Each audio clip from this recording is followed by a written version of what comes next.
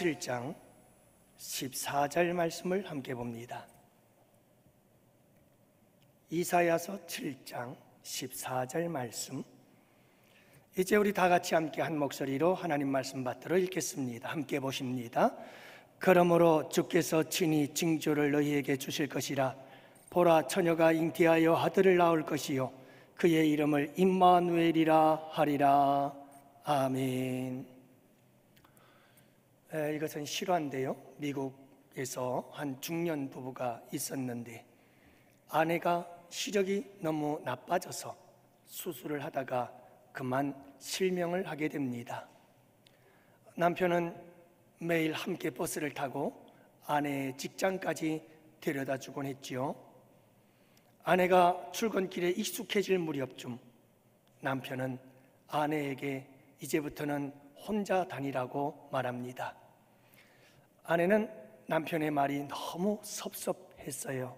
그리고 심지어는 배신감까지 들었죠. 하지만 어쩔 수 없었습니다. 혼자 그는 출근길을 오르기 시작했어요.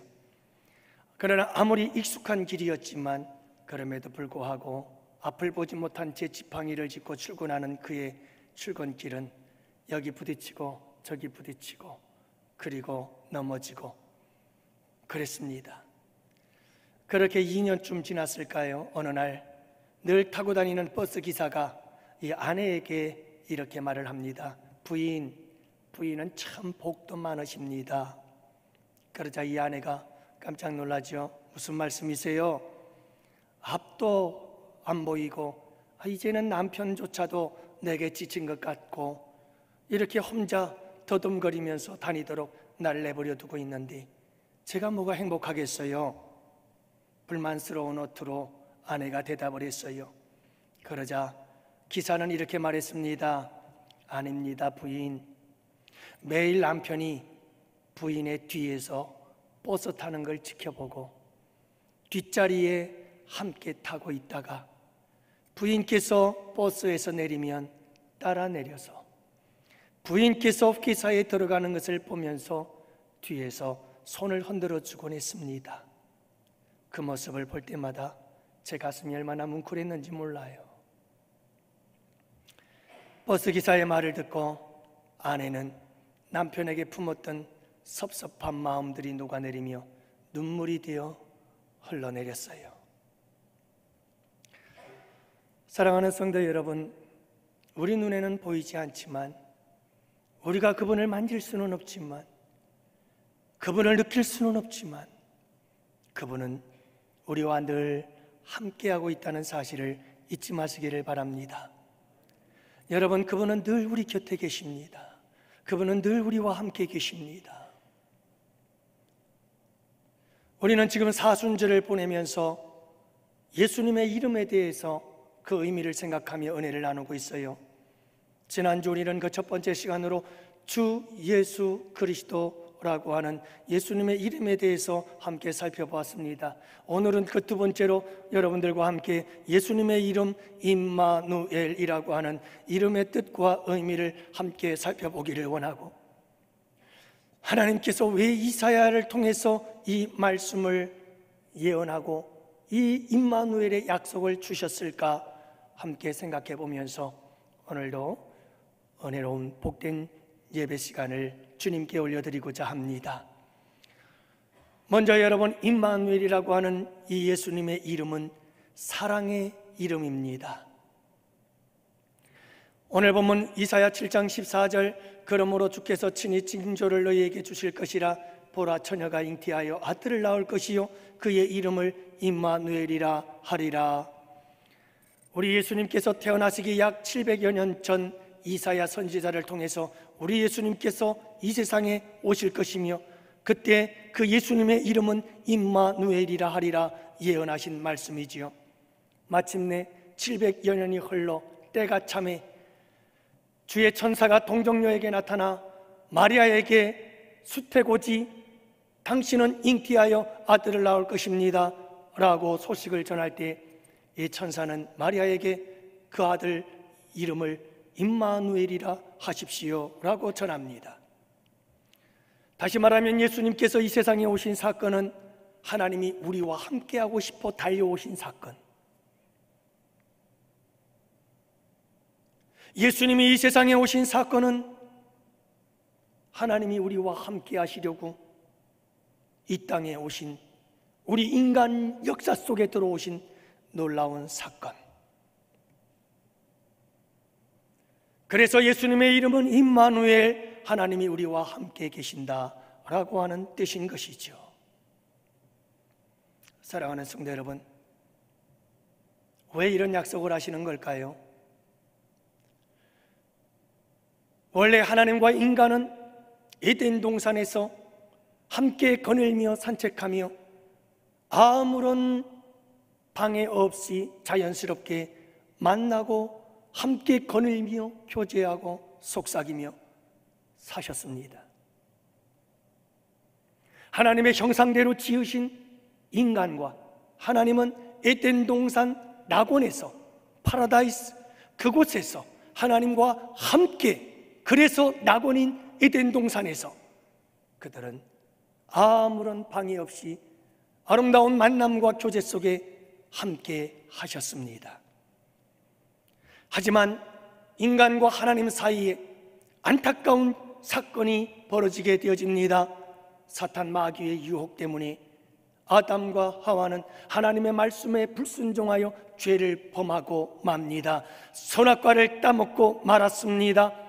죄가 들어왔습니다. 하나님과 인간 사이에 죄가 가로막혀버리고 말았습니다. 그러자 하나님과 인간과의 관계가 깨어져 버렸습니다. 더 이상 함께할 수 없는 관계가 되어버리고 말았습니다. 그래서 창세기 3장 8절 말씀에 보면 그들이 그날 바람이 불 때 동산에 거니시는 여호와 하나님의 소리를 듣고 아담과 그의 아내가 여호와 하나님의 낯을 피하여 동산 나무 사이에 숨은지라.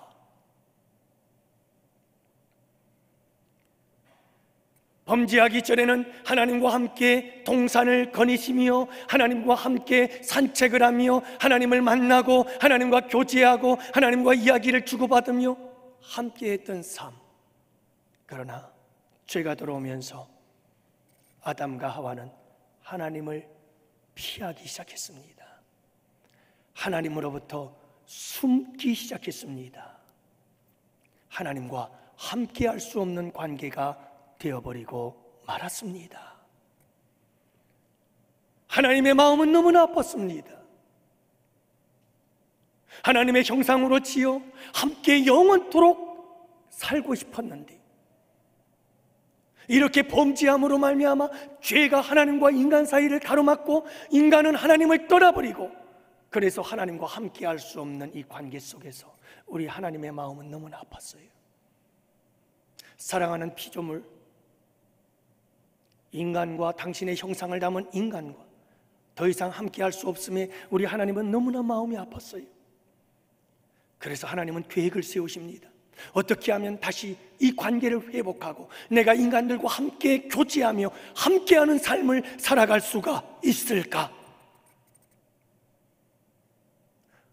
그래서 여러분, 우리 주님께서는 예수 그리스도를 이 땅에 보내시는 거룩한 구속의 사역을 계획하셨습니다. 첫째 아담의 실패를 둘째 아담을 통해서 회복하기로 작정하셨습니다. 죄의 문제를 해결하시고 이제 하나님은 우리를 만나서 우리와 함께 마음껏 교제하고 싶고 마음껏 함께하는 삶을 살고 싶었습니다. 그래서 예수님이 이 세상에 오셨습니다. 임마누엘로, 하나님이 우리와 함께 하신다는 이름으로 그분이 오신 것입니다. 예수님이 오시기 전까지 하나님과 인간은 참 가까이 할 수 없었습니다. 아니, 인간은 하나님을 너무 멀리 떠나버리고 말았습니다. 그래서 하나님은 죄인인 우리와 만날 수 없고 우리는 하나님 앞에 죄인이요 원수가 되어져서 하나님을 만날 수 없는 아름다운 모든 관계가 깨어진 불행한 삶을 살게 되어집니다. 여러분, 인간에게 하나님은 너무나 높으신 분, 하나님은 너무나 거룩하신 분, 하나님은 너무나 영광스럽고 하나님은 너무 그 빛이 찬란하신 분, 그래서 함부로 할 수 없고 가까이 할 수 없는 분, 이런 분이셨습니다. 그래서 여러분, 성막에 보면 성막들이 있고 들어가면 지성소가 있고 그리고 성소가 있고 그리고 지성소가 있었습니다. 성소와 지성소 사이에는 휘장이 있었습니다. 그 휘장을 지나서 지성소로 들어가는데 지성소에 하나님이 임재하심이 있습니다. 하나님의 임재의 장소, 하나님이 계시는 장소, 그 장소가 지성소입니다. 아무도 여기 들어갈 수가 없습니다. 대제사장만이 대속죄일에 1년에 한 번 이 지성소에 들어가 하나님을 만나야 했습니다. 하지만 이 대제사장도 지성소에 들어가 하나님을 만날 때 어떻게 될는지 아무도 몰랐습니다. 죄가 있는 자는 여지없이 죽었습니다. 그래서 제사장의 옷에는 방울이 달려 있었고 그가 살아서 움직이는 방울 소리를 통해 그의 살아있음을 사람들은 알게 되어졌고, 대제사장은 지성소에 들어갈 때마다 허리에다가 줄을 묶고 들어갔습니다. 밖에서 방울 소리가 들리지 않으면 제사장이 죽었구나 생각하고 줄을 끌어당겨 그 시체를 끌어내곤 했습니다. 하나님을 만남이 이렇게 힘들었습니다. 하나님을 만나는 것이 이렇게 어려운 것이었습니다. 하나님을 만나는 것이 그렇게 불가능한 일처럼 보였습니다.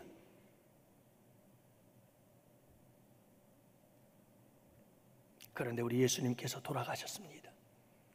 우리 예수님께서 십자가에 달리셨습니다. 우리 예수님께서 십자가에 달려 돌아가서 운명하시는 그 순간, 성소와 지성소 사이에 놓여있던 휘장이, 하나님의 임재를 가로막고 있었던 그 휘장이 예수님께서 십자가에 돌아가시는 그 순간 위에서 아래로 찢어졌습니다.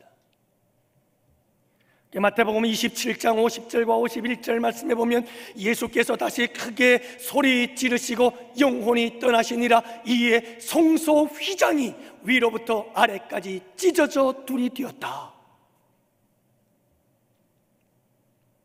여러분, 예수님께서 왜 그 몸이 찢기셨나요? 예수님께서 채찍에 맞아 그 몸이 찢기셔야 했던 이유, 예수님께서 십자가의 창으로 그 몸이 찔리시며 찢기셔야 했던 이유, 예수님께서 십자가와 무거운 그 십자가를 짊어지고 온 몸이 여러분 찢어지는 고통을 겪으며 십자가를 지고 갈보리 언덕을 올라야 했던 이유, 그 이유가 무엇일까요? 예수님의 몸이 찢어져 그 생명을 다해야만 저 휘장이 찢어져 하나님께로 나아가 하나님을 만나 하나님과 함께할 수 있었기에,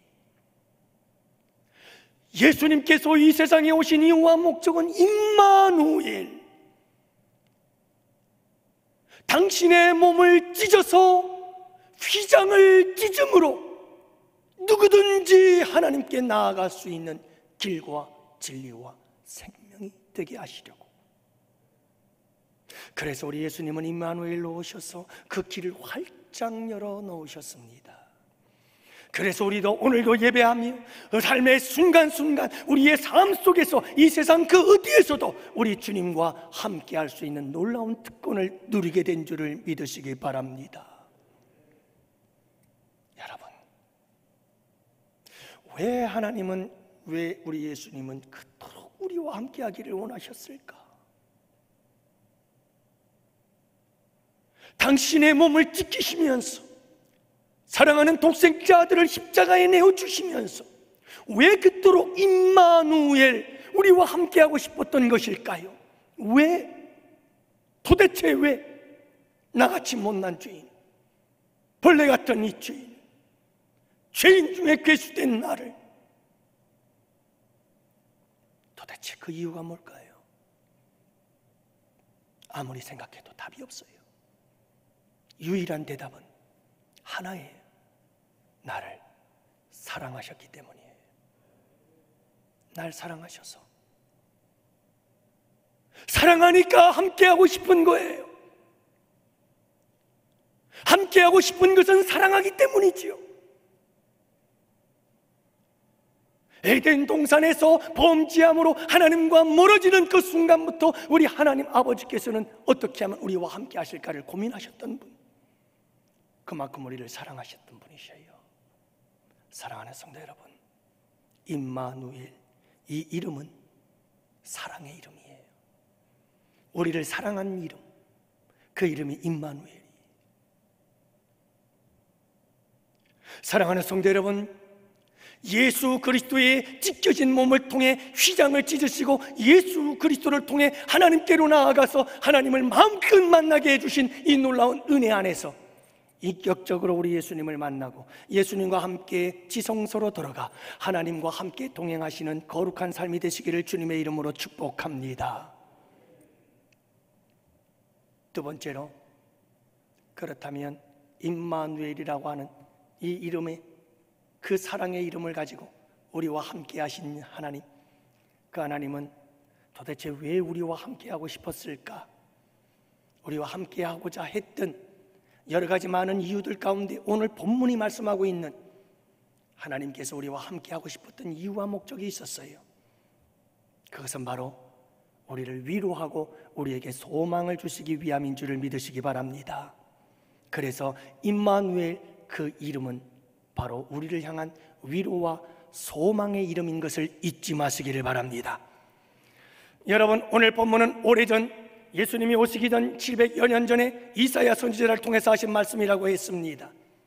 여러분, 임마누엘, 하나님이 너희 우리와 함께 하신다 라고 하는 이 약속을 주었을 때 이사야 시대, 그 당시는 어떤 시대였기에, 그 시대적 배경을 보면 도대체 어떤 시대였기에 하나님은 이사야를 통해서 하나님의 백성들에게 임마누엘을 약속하시는 걸까? 라고 하는 겁니다.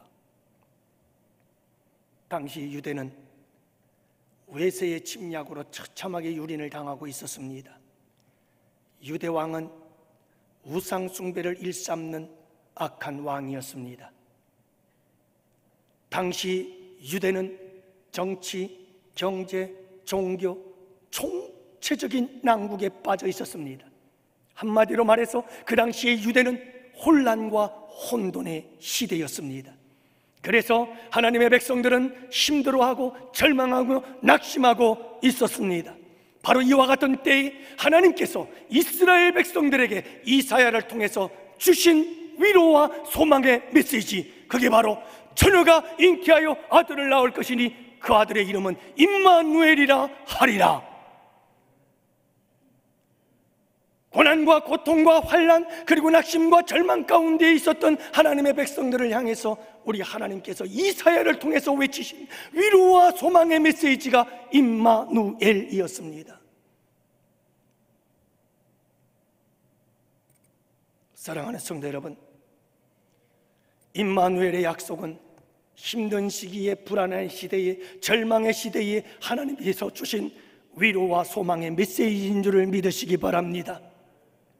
고통의 시간을 지나는 하나님의 백성들에게 주시는 위로와 소망의 이름, 그것이 바로 임마누엘인 것입니다. 여러분, 임마누엘의 믿음을 가지고 어떤 상황 속에서도 혼자라고 생각지 마시고, 어떤 고난과 역경 속에서도, 낙심과 절망의 상황 속에서도 늘 임마누엘의 믿음으로 승리하는 여러분들 꼭 되시기를 축복해요. 여러분들이 이 세상 그 어디를 가도 여러분은 혼자가 아닙니다. 여러분, 우리가 코로나로 인하여 격리되어 봤습니다만은 참 고생 많으셨어요. 어떤 분들은 돌파 감염까지 되어서 2번씩이나 격리하며 참 힘든 시간들을 보내셨는데, 여러분, 그곳에서도 우리 주님께서 함께 하신 줄로 믿습니다. 우리 김평란 권사님 요양병원에 가 계십니다마는 혹이라도 여러분, 우리가 몸이 안 좋아 요양병원에 들어간다 할지라도 여러분, 그곳에 우리 주님이 함께 하시는 줄을 믿으시기 바랍니다. 혼자라고 생각지 마세요. 설령 여러분, 우리가 감옥에 갇혀 있는다 할지라도 그곳에 우리 주님이 함께 계십니다. 난 혼자가 아닙니다. 우리 권사님 수술 잘 받고 나오셔서 감사해서 사랑의 떡을 나누었습니다만, 여러분들이 수술대에 올라 마취를 하고 수술을 받는 그 순간까지도 여러분, 나는 나 혼자가 아니라는 사실을 꼭 잊지 마시기를 바랍니다. 여러분, 우리가 우리의 인생의 괴로움과 고통의 문제를 안고 흐느껴 울며 까만 밤을 하얗게 지새우는 그 순간에도 하나님은 우리와 함께 계신다는 사실을 잊지 마시기를 바랍니다. 그분은 우리와 함께 계시며 우리를 위로해 주시고 우리에게 소망이 되어 주시기를 원하시는 분이십니다. 여러분, 이것보다 가슴 찡한 일이 어디 있어요? 힘들고 어려운 이 세상을 살아갈 때 누군가가 내 곁에 항상 함께 계어 주신다. 누군가가 내 곁을 떠나지 않고 항상 내 손을 붙잡고 계신다. 여러분, 이보다 눈물나게 감격스러운 일이 어디 있겠어요? 무엇보다도 내가 약할 때 강함 되신 그분이 함께 하시고, 미련한 나에게 지혜로운 그 하나님이 나와 함께하여 주시고, 불안한 내 삶 속에 평강의 주님이 나와 함께해 주시고, 여러분, 그분이 나와 함께 하신다는 사실을 잊지 마세요. 다니엘의 세 친구를 아시죠? 느부갓네살이 우상을 만들고 절하지 않는 자들마다 사자굴에 던지고 풀무불 속에 집어던지고, 다니엘의 이 세 친구 풀무불 속에 집어던지게 되어진 상황 속에서, 여러분, 바벨론이라고 하는 것은 지금의 이라크 지역입니다. 그곳에는 유전들이 많이 있었습니다. 다니엘의 세 친구가 던져졌던 풀무불을 많은 학자들은 유전 구덩이라고 이야기를 합니다. 그 당시 사람들은 이렇게 석유가 가득하게 흘러넘치는 유전에서 타오르는 불을 영원히 꺼지지 않는 불이라고 신비하게 여겼습니다. 여러분, 석유가 솟아나는 그 불구덩이의 불길이 얼마나 강렬했겠어요? 그런 불구덩이에서 사드락, 메삭, 아벳느고 살아날 수 있는 확률은 제로입니다. 느부갓네살이 이 세 친구를 풀무불 속에 집어 던졌을 때 놀라운 사실을 발견합니다. 분명히 꽁꽁 묶어서 집어 던졌는데 밧줄이 풀렸어요. 머리카락 하나 타지 않고 살아있습니다. 더 놀라운 것은 세 사람을 집어넣었는데 네 사람이 서 있어요. 그 네 번째 사람은 신의 아들 같도다. 느부갓네살 왕이 보고 고백하는 고백입니다. 세 사람을 집어넣었는데 왜 네 사람인가? 그 네 번째 사람은 하나님의 아들 같도다. 그렇습니다. 여러분, 그분은 구약의 예수님이셨습니다. 임마누엘의 주님이 사드락, 메삭, 아벳느고와 함께 풀무불 속에 함께 하셨습니다. 사드락, 메삭, 아벳느고가 풀무불 속에 던져지는 것을 막지는 않았습니다. 여러분, 우리 하나님은 우리가 불 가운데로 지나고 우리가 물 가운데로 지나고 우리가 사망의 음침한 골짜기를 지나는 것을 막지 않을 때가 있습니다. 그러나 잊지 마십시오. 그 불 가운데, 그 물 가운데, 그 사망의 음침한 골짜기 가운데 우리 주님이 임마누엘 하십니다. 함께 하십니다. 나와 함께 아파하며, 나와 함께 슬퍼하며, 나와 함께 눈물을 흘리며, 나의 손 잡고 나와 함께 그 모든 불 가운데 사망의 음침한 골짜기를 지나십니다. 내가 물 가운데로 지날 때에 내가 너와 함께 할 것이라. 강을 건널 때에 물이 너를 침몰하지 못할 것이며, 내가 불 가운데로 지날 때에 타지도 아니할 것이요 불꽃이 너를 사로지도 못하리라. 사랑하는 성도 여러분, 물 가운데를 지나고 불 가운데를 지나고 사망한 음침한 골짜기를 지날지라도 원망하고 불평하거나 낙심하고 절망하지 마십시오. 그 자리에 우리 주님이 임마누엘 하십니다. 우리를 위로하시고 우리를 소망의 항구로 이끌어 인도하시며 우리 곁에서 우리의 손을 붙잡고 함께 그 괴로움과 고통을 당하시는 분이 우리 주님이신 줄을 믿으시기 바랍니다. 이제 마지막 세 번째, 임마누엘, 그 이름은 우리가 의지할 이름이라는 것이 분명합니다.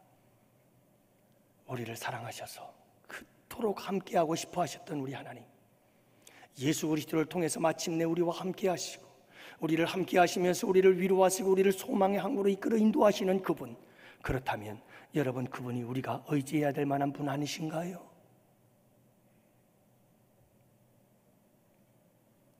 당시의 국제 정세는 이랬습니다.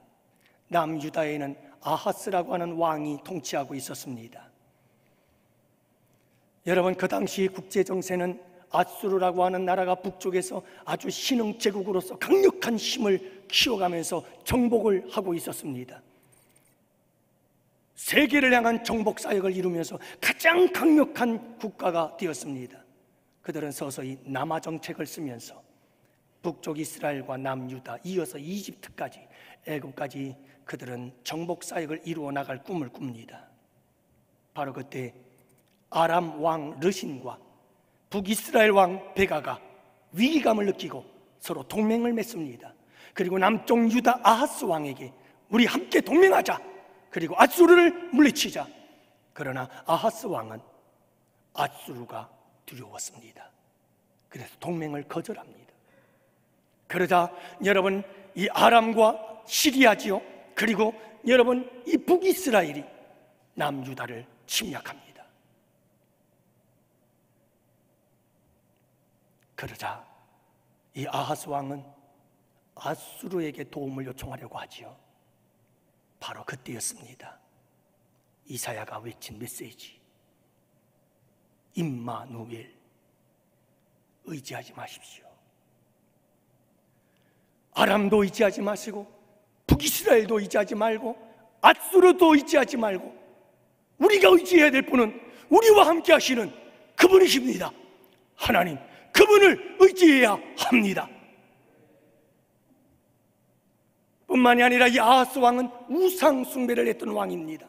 하나님께서 이스라엘 앞에서 다 쫓아냈던 이방의 우상들, 그 가증한 풍습들을 다 쫓아 행하기 시작했습니다.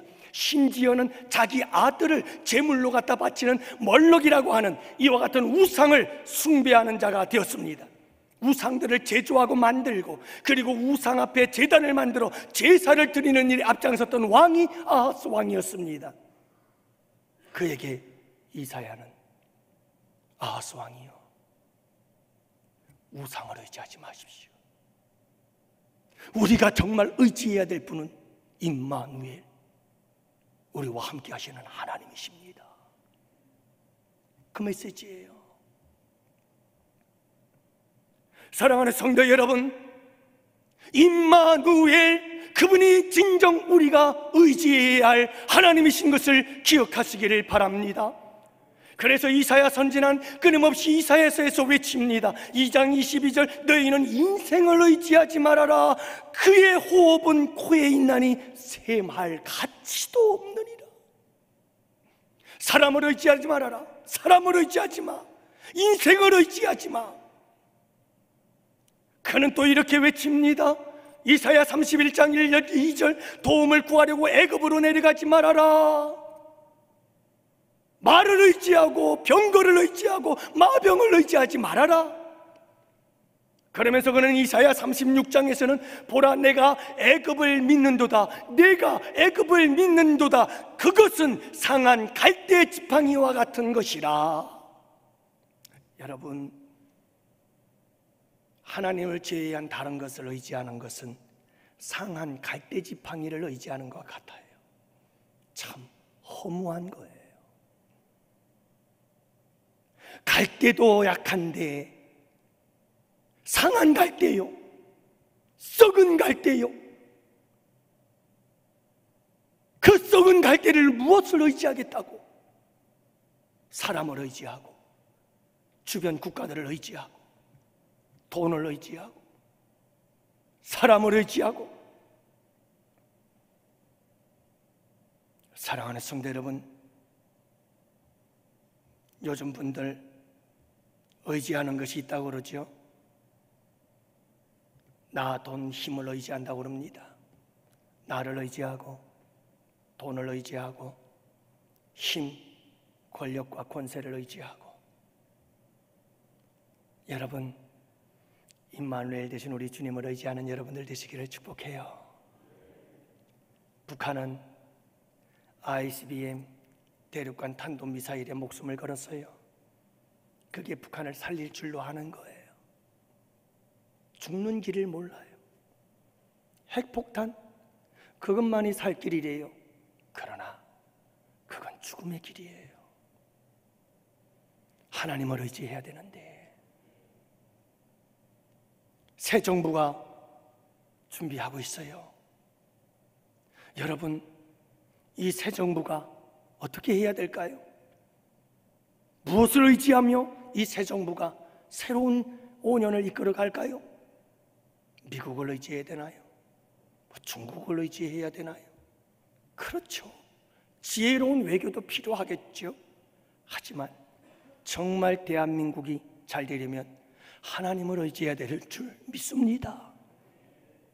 그러므로 대한민국의 장래, 대한민국의 미래는, 새 정부의 5년은 이것은 정치인들에 의해서 결정되는 것이 아니라 한국 교회에 의해서 결정이 되어집니다. 한국 그리스도인들에 의해서 결정이 되는 겁니다. 한국 교회가, 한국의 그리스도인들이 하나님을 꽉 의지하고 붙잡아야 합니다. 이 나라, 이 민족을 아버지 하나님을 붙잡고 의지하며 하나님께 맡기고 부르짖어 기도해야 하는 겁니다. 그래야 할 때 이 나라가 잘 되는 거예요. 지금까지 다 해왔잖아요. 진보 대통령도 경험해보고 보수 대통령도 경험해보고 이 대통령 저 대통령 다 경험해봐도 역시 인생을 의지하지 말아라.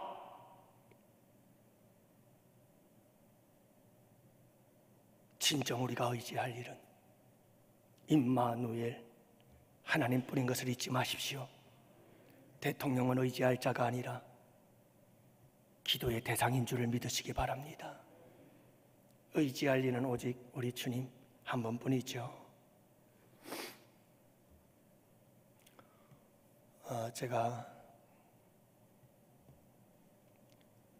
우리 아내랑 한번 티격태격거리면서 큰 소리 쳤으면 싸울 때가 있었어요. 놀라지 마세요. 저도 자주 싸웠어요.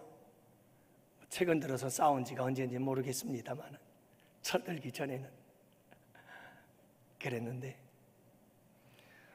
아내하고 티격태격하는 모습을 보더니 우리 아들 여기 있지만, 우리 아들이 우리 딸이랑 아빠는 목사가 아니야. 목사님이 그러면 돼. 그러더라고요. 얼마나 마음이 아픈지. 그래서 제가 바로 교회로 나갔어요. 교회로 나가서 거기서 시컷 울었어요. 무슨 기도하면서 울었을까요? 하나님, 그래요, 제가 거지 같은 목사예요. 참 자식들한테 인정도 못 받는 목사예요. 하지만 하나님, 아무리 내가 거지 같아도 난 하나님 없으면 못 살아요. 내가 세상 사람들이 나한테 뭐라고 손가락질을 하고 세상 사람들이 나에게 뭐라고 비웃고 조롱해도 하나님, 중요한 것 한 가지는 분명히 있어요. 난 하나님 없으면 못 삽니다. 난 하나님 없이는 살 수가 없어요. 그 생각을 하면서, 그 기도를 하면서 그냥 한 시간 동안 울다가 간 것 같아요. 여러분, 우리 주님이 우리의 의지가 되시는 줄로 믿어요. 그분이 그렇게 우리와 함께 하고 싶어요. 우리와 함께 하면서 우리를 위로하시고 우리를 소망의 항구로 이끌어 인도해 주시길 원하시는 거예요. 그분 꼭 붙잡고 의지하고 날마다 험한 세상 승리하며 살아가는 우리 양원의 성도들, 늘 할렐루야 주님을 찬송하며 살아가는 우리의 양원의 성도들 꼭 되시기를 주님의 이름으로 축복합니다. 축복합니다. 기도합시다. 아버지, 감사합니다.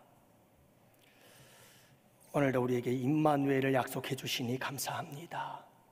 우리 임마누엘의 주님 꼭 붙잡고 우리 주님과 함께 승리하며 살아가는 주의 백성들이 되게 하여 주옵소서. 오늘도 주님 앞에 귀한 예물 드렸습니다. 11조 주정헌금, 감사헌금, 1000번 장학, 건축, 선교, 성미와 그리고 아름다운 봉사와 섬김으로, 그리고 사랑의 떡으로 아버지 하나님께 섬기며 성도의 교제를 나눕니다. 아버지 하나님 축복해 주옵시고, 아버지 하나님 때를 따라 채우시고 공급하시고, 필요를 따라 넉넉하고 풍성하게 채우시는 풍성하신 하나님의 풍성한 축복이 주의 백성들과 함께하여 주옵시되 영육간에 풍성케 하여 주옵소서. 특별히 우리 조익길 집사님, 그리고 우리 이주숙 집사님, 이렇게 또 저희 교회에서 한 가족이 되었습니다. 주님 축복해 주시고, 우리 교회에서 이전에 경험하지 못한 놀라운 하나님의 사랑과 은혜를 맛보며 살아갈 수 있도록 우리 주님께서 축복해 주옵소서. 감사하옵고, 이제는 우리 주 예수 그리스도의 구속의 은혜와 하나님 아버지의 사랑하심과 성령님의 교통하시고 인도하심이 이곳에 모인 주의 백성들 머리 위에와 격리 중에 있는 우리 양원의 권속들, 또한 아버지 하나님 사랑하는 가정 그리고 생업 위에와 우리 양원교회, 그리고 양원교회에서 협력하는 국내외 교회와 선교지와 기관들 위에와 사랑하는 조국 대한민국과 군 복무 유학 출타 중에 있는 우리 양원의 지체들 머리 위에 이제로부터 영원토록 함께 있을지어다. 아멘.